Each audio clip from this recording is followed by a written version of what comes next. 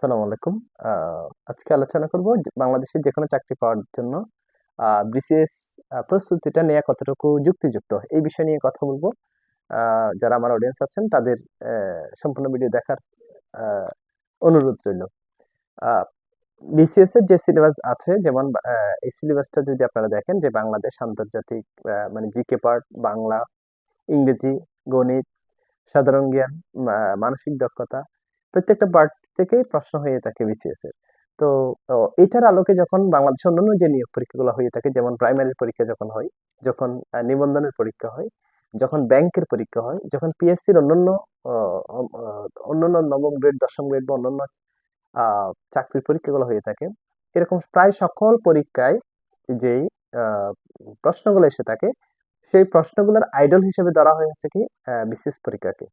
So আপনি যখন একটা প্রাইমারি পরীক্ষা দেওয়ার জন্য নিজেকে যোগ্য বা কম্পিটিটর মনে করছেন বা প্রাইমারি পরীক্ষা দেওয়ার জন্য কম্পিটিশন এ নামছেন, তখন আপনাকে মনে করতে হবে আপনি যদি শুধু প্রাইমারি প্রস্তুতি নেন, শুধু প্রাইমারিকে টার্গেট করে আপনি যদি আপনার পড়ার প্ল্যান সাজান বা ওই রিলেটেড যদি আপনি বই কিনে পড়াশোনা করেন সেক্ষেত্রে প্রাইমারির চাকরি পাওয়াটা আপনার জন্য একটু কঠিন হয়ে যাবে। কারণ যেই প্রাইমারি পরীক্ষায় আপনি বসতে যাচ্ছেন ঠিক সেই পরীক্ষাতে বিসিএস যারা ক্যান্ডিডেট আছে তারাও সেম পরীক্ষাটাতে বসতে যাচ্ছে।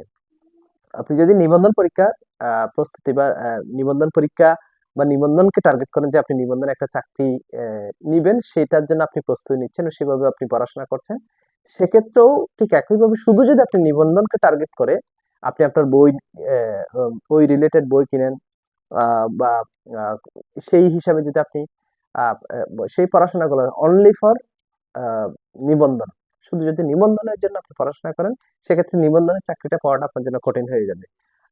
যদি আমি আরেকটু যদি আসি, যদি পিএসসির অন্যান্য দশম গ্রেড, 11 গ্রেড, 12 গ্রেড, 13, 14 এরকম যতগুলো গ্রেডে পরীক্ষা আছে সেই পরীক্ষাগুলোর জন্য যদি আপনি প্রস্তুতি নেন, সেই প্রস্তুতি শুধু শুধু ওই পরীক্ষাটাকে টার্গেট করে ওই বেস যদি আপনি পড়াশোনা করেন সেক্ষেত্রে সেই চাকরিটা পাওয়া পাওয়া আপনার জন্য কঠিন হয়ে যাবে। কারণটা শুনেন কেন এই জায়গাগুলোতে আপনার জন্য কঠিন হয়ে যাবে। কারণ প্রাইমারি পরীক্ষাতেও যেই লোকটা বিশেষ পরীক্ষা দেবে সেই লোকটা পরীক্ষা দেয়, নিবন্ধন পরীক্ষাও যে লোকটা বিশেষ প্রস্তুতি নিচ্ছে সেই লোকটা পরীক্ষা দেয়। অন্যান্য নিয়োগ পরীক্ষায় পিএসসির অন্যান্য যে পরীক্ষাগুলো আছেন দশম গ্রেড, 11 গ্রেডের অন্যান্য যে পরীক্ষাগুলো আছে বা নবম গ্রেডে, এই সকল পরীক্ষাগুলোতে ওই বিসিএস সেম ক্যান্ডিডেট লোকটা কিন্তু এই পরীক্ষাগুলো দিয়ে থাকে। সো সেক্ষেত্রে আপনার আপনার প্রস্তুতি নেওয়া বা আহ, ওই ওই প্রস্তুতি নিয়ে চাকরিটা জোগাড় করা আপনার জন্য কঠিন হয়ে যাবে। সো সব কথার মেইন কথা হচ্ছে আপনি যদি বিসিএস এর প্রস্তুতিটা নেন, আপনি যদি একবার ভালোভাবে একটা বিসিএস এর ভালো প্রস্তুতি নেন, যদি ধরেন আপনি ভালো প্রস্তুতি নিয়ে বিসিএস এ টিকেননি কিন্তু বিসিএস এর ওই প্রস্তুতিটা থাকার কারণে আপনার জন্য প্রাইমারি নিয়োগ পরীক্ষার প্রশ্নটা আপনার জন্য সহজ হয়ে যাবে, নিবন্ধনের নিয়োগ পরীক্ষার প্রশ্নটা আপনার জন্য সহজ হয়ে যাবে, পিএসসির দশম গ্রেড, 11 গ্রেড, 12, 13, 14 গ্রেডের এই সকল যে পরীক্ষাগুলো আছে বা মন্ত্রণালয়ের অন্যান্য যে নিয়োগ পরীক্ষাগুলো আছে বা নার্সিং এর যে পরীক্ষা আছে এরকম যে পরীক্ষাগুলো আছে সেই পরীক্ষাগুলোর ক্ষেত্রেও আপনার এই প্রস্তুতি বিসিএস এর প্রস্তুতি দিয়ে এই চাকরিটা আপনি ইজিলি মুভ করতে পারবেন। সো যে জায়গায় থাকেন না কেন আপনি যদি টার্গেট করেন যে প্রাইমারি, তাহলেও আপনি বিসিএস এর প্রস্তুতি কেই ফোকাস করেন। আপনি যদি টার্গেট করেন নিবন্ধন, তাও আপনি বিসিএস এর প্রস্তুতিটাকেই টার্গেট করেন। আপনি যদি মনে করেন যে আপনি পিএসসির আন্ডারে একটা দশম গ্রেডের চাকরি পেলে হবে, 11 গ্রেডের চাকরি পেলে হবে, তাও আপনি কি বিসিএস টা টার্গেট করেন। যদি বিসিএস টাকে টার্গেট করেন আপনি বিসিএস এর প্রিলি বেসড যদি আপনি পড়াশোনা করেন, আপনি প্রিলিটাকেই ওভারকাম করার চেষ্টা করছেন, তাহলে যদি ভাগ্য ভালো থাকে, আপনার প্রস্তুতি যদি 100% থাকে তাহলে তো আপনি বিসিএস এ ওভারকাম হয়ে যাচ্ছেন। কিন্তু সেই প্রস্তুতি যদি আপনি নিয়ে থাকেন তাহলে কিন্তু আপনি বিসিএস এর প্রস্তুতি দিয়েই আপনি একটা প্রাইমারি চাকরি, একটা আহ, নিবন্ধনের চাকরি, একটা পিএসসির অন্যান্য ক্যাডার চাকরি, একটা নার্সিং এর চাকরি বা মন্ত্রণালয়ের আলাদা দশম গ্রেড, 11 গ্রেডের চাকরি বা দুদকের চাকরি, এরকম যে চাকরিগুলো আছে সেই চাকরিগুলো কিন্তু আপনি পেয়ে যাবেন। কেননা আপনি যখন একটা সাবজেক্টের প্রস্তুতি নেবেন, যেমন বাংলার প্রস্তুতি নেবেন, আপনি যদি বিসিএস এর বাংলার প্রস্তুতি নেন তাহলে সকল পরীক্ষার বাংলার প্রস্তুতি আপনার হয়ে যাবে। বিসিএস এর ইংরেজি পরীক্ষার যদি প্রস্তুতি নেন সকল পরীক্ষার ইংলিশের প্রিপারেশনটা আপনার কিন্তু হয়ে যাবে।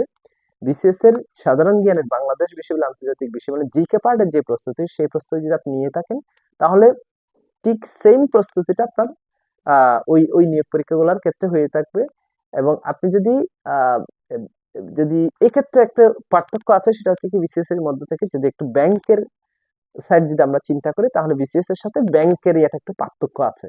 সেক্ষেত্রে যারা ম্যাথে ভালো, যারা ম্যাথমেটিক্স বা সায়েন্স ব্যাকগ্রাউন্ডের স্টুডেন্ট আছেন, যেমন অরিজিনালি ম্যাথের স্টুডেন্ট, ম্যাথমেটিক্সের স্টুডেন্ট, পরিসংখ্যান স্টুডেন্ট, ইকোনমিক্সের স্টুডেন্ট, পরিসংখ্যান স্টুডেন্ট, এরকম যেই সায়েন্স ব্যাকগ্রাউন্ডের একটু ম্যাথমেটিক্যাল টাইপসের যে সাবজেক্টগুলো আছে, যারা ইংলিশ ভার্সনে ম্যাথ পারেন, তাদের জন্য হচ্ছে কি ব্যাংকের চাকরিটা একটু আলাদা করে প্রস্তুতি নিলে তখন ব্যাংকের চাকরিটা পেয়ে যাবেন। সো আহ, যে যেখান থেকে দেখেন না কেন বা যে যেখান থেকে প্রস্তুতি নেন না কেন, যেই চাকরি আপনি যদি একটা ছোট চাকরিও টার্গেট করেন, তাহলে আপনি বিসিএস এর প্রস্তুতি টার্গেট করেই আপনার পড়াশোনা শুরু করেন, ইনশাল্লাহ সেই বিসিএস এর টার্গেটেই আপনার অন্যান্য যে কোনো চাকরি আপনাকে পেয়ে দিতে সহায়তা করবে। আর একটা বিষয় হচ্ছে কি, সর্বশেষ আপনারা দেখেছেন যে পিএসসি নন ক্যাডারে যেই গত প্রায় 4,500 যে ইয়েটা দিল, হ্যাঁ, পিএসসির যে প্রকাশ করলো, তাহলে আপনি যদি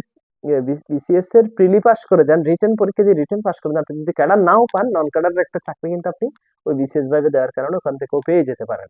সো যে যে অবস্থানেই থাকুন না কেন, যেই চাকরি পেতে চান না কেন, আপনি একটা ভালো বিসিএস এর প্রস্তুতি নিন। ওই প্রস্তুতি থেকে আপনি বিসিএস থেকে শুরু করে প্রাইমারি, নিবন্ধন, বা পিএসসির অন্যান্য চাকরি, বা নবম গ্রেডের বা মন্ত্রণালয়ের অন্য কোনো চাকরি, সেই চাকরি পেতে বা একটা একটা চাকরি জোগাড় করতে আপনার জন্য অনেক বেশি হেল্পফুল হবে। আশা করি আমার এই ভিডিও আপনাকে কিছুটা হলেও ও, এগিয়ে দিবে এবং কিছুটা হলেও উপকৃত হবেন। সবাই লাইক কমেন্ট শেয়ার করবেন। ইনশাল্লাহ পরের ভিডিওতে নতুন কোনো টপিক নিয়ে কথা হবে। আল্লাহ হাফেজ, আসসালামু আলাইকুম।